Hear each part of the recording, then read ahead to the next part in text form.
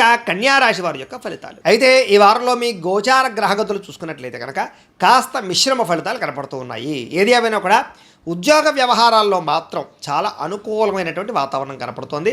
ఉద్యోగాల్లో మీదే పై చేయిగా ఉండబోతోంది. సమస్యలకి పరిష్కార మార్గాలు వెతుక్కోగలుగుతారు.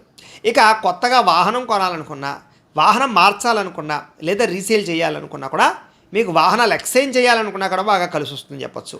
కాబట్టి వాహనాలు కొత్తవి కొనవచ్చు. ముఖ్యమైనటువంటి నిర్ణయాలు లేదా గతంలో చేసిన తప్పులు సరిదిద్దుకోవడాలు బాగా కలిసి వస్తాయి. వ్యాపారాల్లో చక్కని పెట్టుబడులు పెట్టగలుగుతారు. రుణాలు మంజూరు అవుతాయని చెప్పచ్చు. ఉద్యోగస్తులు కూడా ఏదైనా ఉద్యోగం మారాలనుకున్నా, వేరే కంపెనీలలోకి వెళ్ళాలనుకున్నా, ఉద్యోగాల ఇబ్బందులు ఏవైనా ఉన్నా కూడా అలాంటి సమస్య నుంచి మీరు బయటపడగలుగుతారు. అలాగే వస్త్ర వ్యాపారస్తులకి విశేష లాభాలు కనపడుతున్నాయి.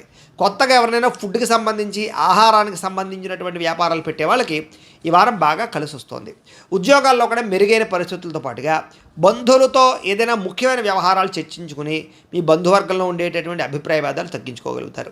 కుటుంబంలో ఆగిపోయిన శుభకార్యాలు, వివాహాది శుభకార్యాలు ఎదురుకు వెళతాయి.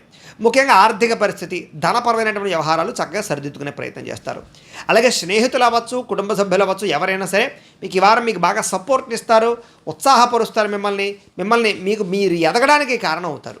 అలాగే ఏ పని ప్రారంభం చేసినా సరే దిగ్విజయంగా ఆ పని పూర్తి చేసుకునే ప్రయత్నం చేస్తారు. కాకపోతే బాధ్యతలు పెరుగుతాయి, మెంటల్ టెన్షన్లు బాగా పెరుగుతాయి, పని ఒత్తిడి బాగా పెరుగుతుంది, విపరీతంగా డబ్బులు అయితే మాత్రం ఖర్చు అవుతాయి. ఏది ఏమైనా కూడా ఎంత ఖర్చు అయినా ముఖ్యమైనటువంటి వస్తువులు కానీ, వాహనాలు కానీ, భూములు కానీ, బంగారం కానీ కొనుగోలు చేయడానికి, క్రయ విక్రయాలు జరపడానికి బాగా అనుకూలమైనటువంటి కాలంగా ఈ వారం కనపడుతోంది.